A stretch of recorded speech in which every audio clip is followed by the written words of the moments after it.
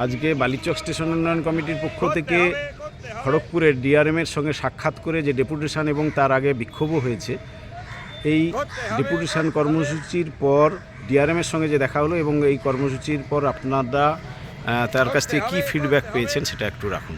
আমি শিবু দাসকে রাখার জন্য বলছি। দেখুন, প্রথমত ডিআরএম পরমানন্দ যাদব, যিনি খুব কার্ডিয়ালি আমাদের পয়েন্টগুলো শুনেছেন।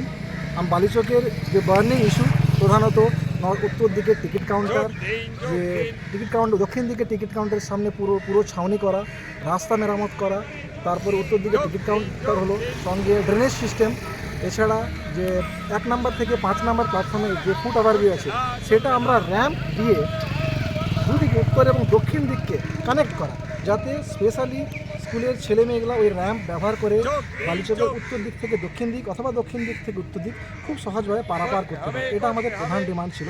এরই সঙ্গে ট্রেন যে লেট চলছে এই বিষয়টাকে ওনাকে খুব জোরালোভাবে ধরানো হয়, ঠিক আছে। এছাড়া অন্যান্য লোকাল ট্রেনকে এক্সটেনশন করা এবং কিছু স্টপেজ, এক্সপ্রেস ট্রেনকে স্টপেজ দেওয়া সংক্রান্ত অনেকগুলো পয়েন্ট ছিল, এবং বালিচকের বাস স্ট্যান্ড নির্মাণের বিষয়েও একটা পয়েন্ট ছিল।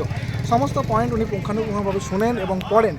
এরপরে উনি আশ্বাস দেন যে কিছু পয়েন্ট যেটা ওনার ক্যাপাসিটির মধ্যে রয়েছে উনি ওটা করে দেওয়ার জন্য চেষ্টা করবেন, এবং চেষ্টাটা উনি করে দেওয়ার জন্য অনেকটাই আশ্বাস দিয়েছেন। আর কিছু পয়েন্ট যেটা ওনার যদি ক্যাপাসিটির বাইরে, উনি সেটা জানিয়েছেন যে কনসার্ন ডিপার্টমেন্টে উনি ফরওয়ার্ড করে দেবেন। এর সঙ্গে উনি অন্যান্য বেশ কিছু সাজেশন দিয়েছেন যে কীভাবে আর কিছু কাজ করা যায়, সেই সমস্তগুলো আগামী দিনে আমরা আবার তুলে ধরবো।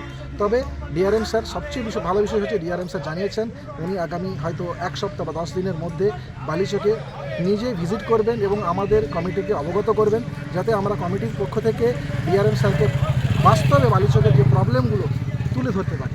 আমরা অনুরোধ করেছি যে আপনি ভিজিটে যেয়ে দেখুন বালিচকের সমস্যা কী, এরপরে আপনি যে পরবর্তী অ্যাকশন নেবেন।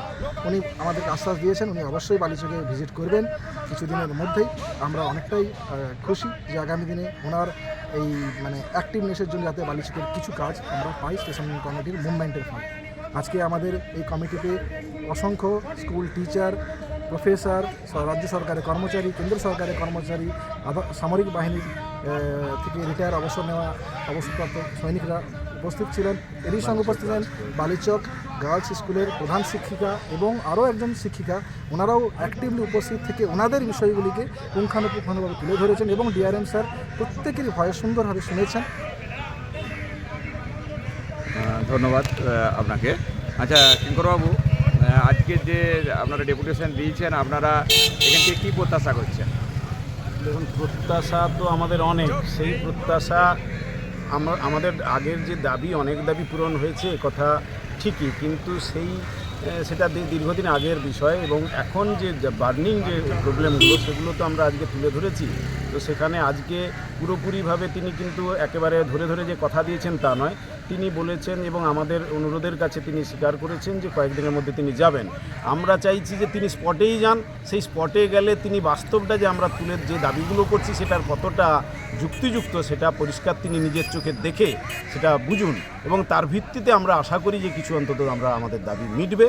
এবং এই দাবিগুলো যেগুলো শিবু দাস ব্যাখ্যা করলেন, আমি আর নতুন করে রিপিট করছি না, এই বিষয়গুলো নিয়েই আমাদের আলোচনা হয়েছে। দেখা যাক আমরা পরবর্তী, এবং যদি দেখা যায় আমরা এটা লিখিতভাবে ওটা দিয়েছি যে এই দাবিগুলো যদি বাস্তবে আপনারা সমাধান না করেন তাহলে কিন্তু রেলের জায়গাতে যে ভাষায় তারা বোঝে সেই জায়গায় কিন্তু আমাদের যেতে হবে। আমরা কেউ চাই না সেই জায়গায় যেতে, রেল রোকোর মতো জায়গায় যেতে হতে পারে, সেই জায়গাটাও আমরা কিন্তু বলেছি তাকে। ফলে তিনি যাবেন বলেছেন। দেখা যাক, আমরা তো একটু সময় দিতে হবে তাকে, সময় আমরা দিচ্ছি।